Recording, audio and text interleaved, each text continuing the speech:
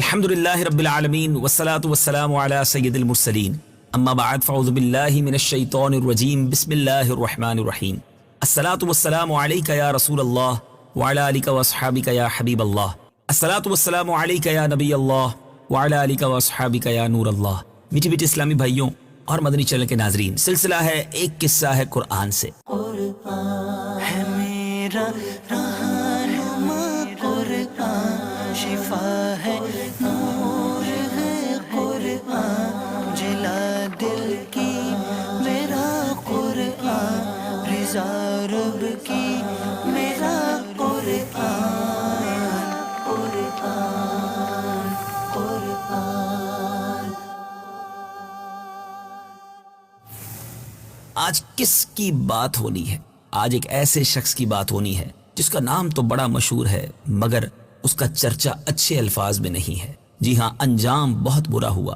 دنیا میں بڑے بڑے بادشاہ گزرے ہیں مگر ایسا بادشاہ جس کے پاس مال خزانہ بہت کچھ تھا مگر اس کا انجام بہت برا ہوا۔ جی ہاں، آج بات ہوگی قارون کی۔ آج ہمارے سلسلے کا موضوع ہے قارون کا انجام۔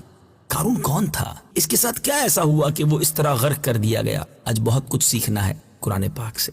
قارون جو ہے حضرت موسیٰ علیہ السلام کے چچا یسہر کا بیٹا تھا، بہت ہی شکیل، بہت ہی خوبصورت۔ جی ہاں، قارون کے اندر بہت ساری بظاہر خوبیاں تھیں، وہ خوبصورت بھی تھا اور لوگ اس کے حسن و جمال سے متاثر ہو کر اس کو منور کہا کرتے تھے۔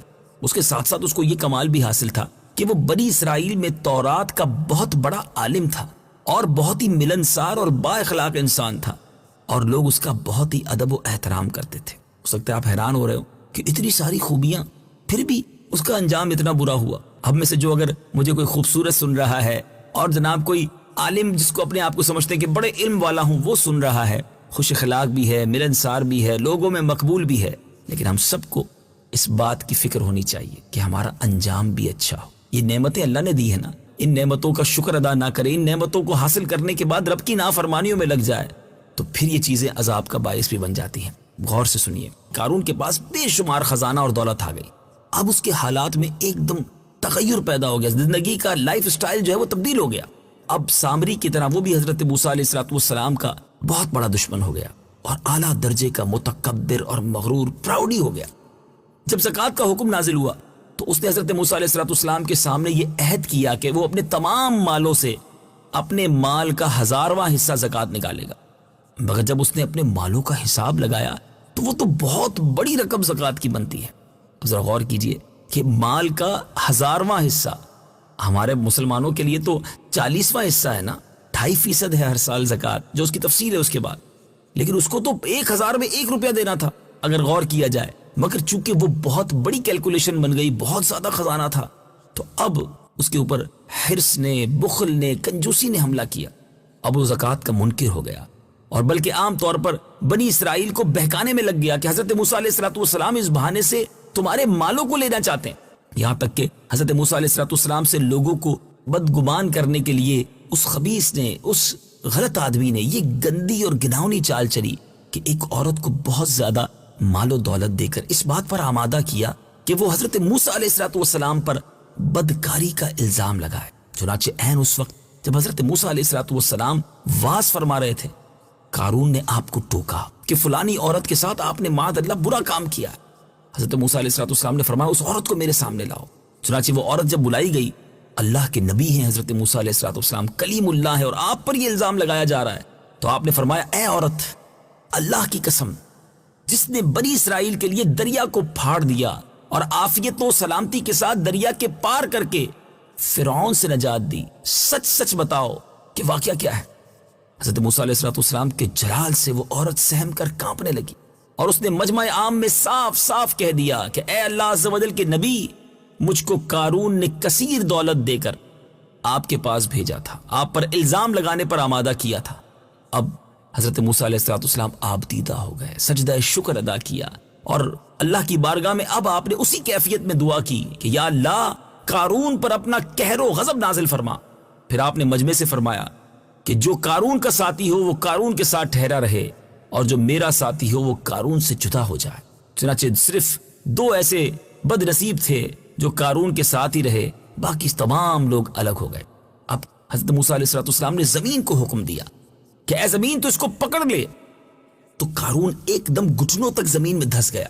پھر آپ نے دوبارہ زمین سے یہی فرمایا تو وہ قبر تک زمین میں دھس گیا. یہ دیکھ کر قارون رونے لگا اور بلبلانے لگا اور قرابت داری اور رشتے داری کا واسطہ دینے لگا. آپ کا رشتہ دار تھا نا، مگر آپ نے اس کی طرف کوئی التفات نہ فرمایا. یقیناً بڑا دل دکھایا تھا، اتنا بڑا الزام. پھر حضرت موسیٰ علیہ السلام نے جب توجہ نہ فرمائی تو وہ دستے دستے بالکل زمین میں دھس گیا.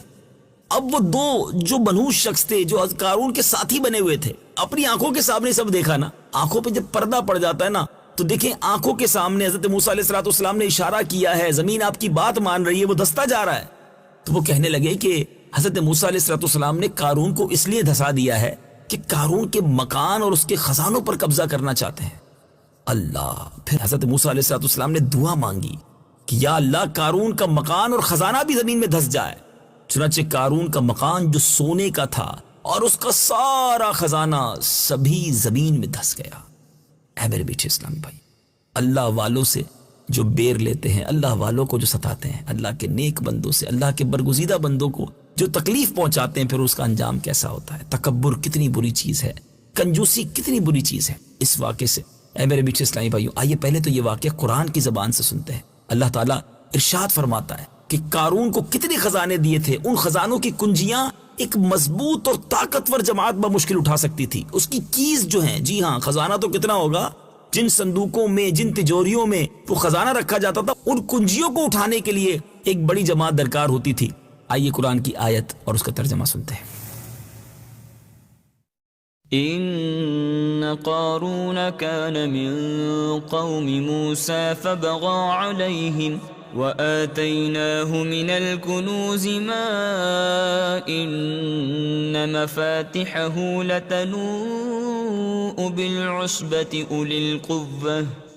ترجمہ: بے شک قارون موسیٰ کی قوم سے تھا، پھر اس نے قوم پر زیادتی کی اور ہم نے اس کو اتنے خزانے دیے جن کی کنجیاں اٹھانا ایک طاقتور جماعت پر بھاری تھی.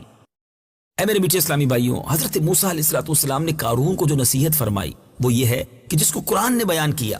اسی خیرخواہی والی نصیحت کو سن کر قارون حضرت موسیٰ علیہ السلام کا دشمن ہو گیا. غور کیجئے کتنی مخلصانہ اور کس قدر پیاری نصیحت ہے جو حضرت موسیٰ علیہ السلام کے ساتھ ساتھ ساری قوم قارون کو سناتی رہی. قرآن پاک کی کچھ آیات سنیے اور ترجمہ سنیے.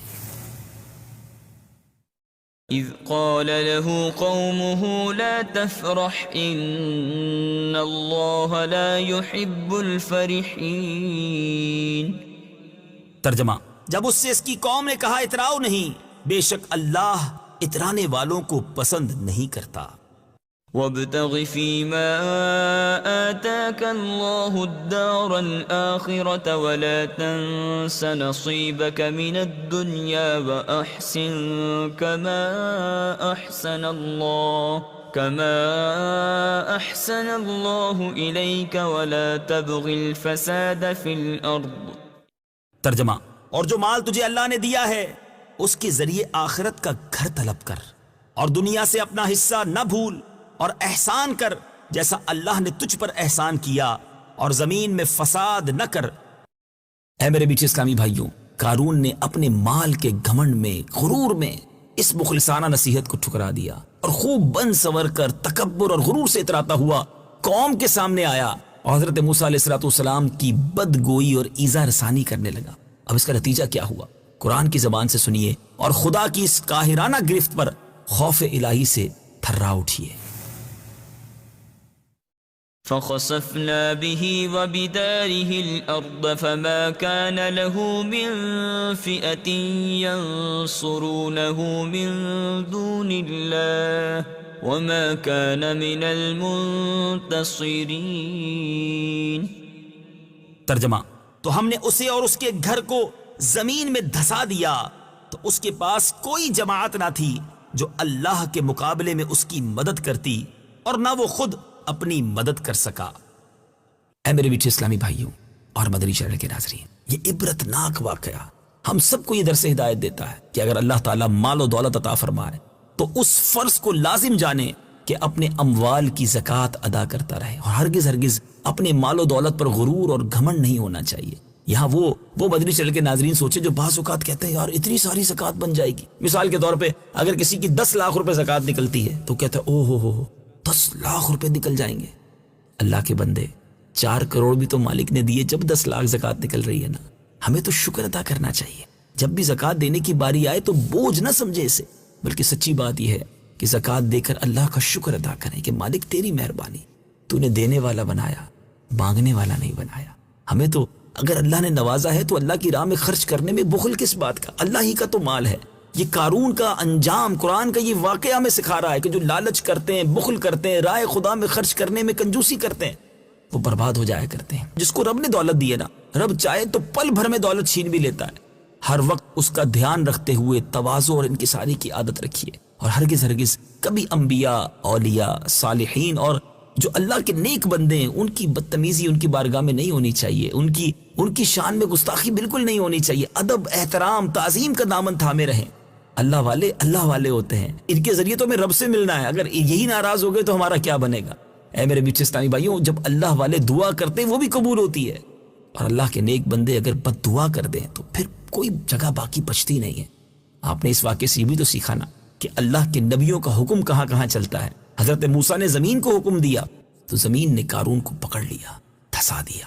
تو یہ ہیں اللہ کے انبیاء، یہ ہیں اللہ کے نیک بندے جن کا اس طرح رب عز و جل نے قرآن میں تذکرہ کیا. یہاں بہت سارے مسکنسیپشن بھی کلیئر ہو رہے ہیں کہ اللہ والوں کی شان کیا ہے اور رب اپنے برگزیدہ بندوں کو کیسے کیسے اختیارات سے نوازتا ہے. اللہ کریم ہم سب کو عقل سلیم عطا فرمائے، انکساری، عاجزی عطا فرمائے، اور اس کی راہ میں دل کھول کر خرچ کرنے کا جذبہ عطا فرمائے. یہ ہے قرآن. پڑھتے جائیے، سیکھتے جائیے، اور اپنے دلوں کو فیضان قرآن سے منور کرتے جائیے. مدنی چینل دیکھتے رہیے. ایک اور قصہ قرآن کا لے کر اگلے سلسلے میں حاضر ہوں گے. صلو علی الحبیب صلی اللہ تعالی علی محمد صلی اللہ علیہ وسلم.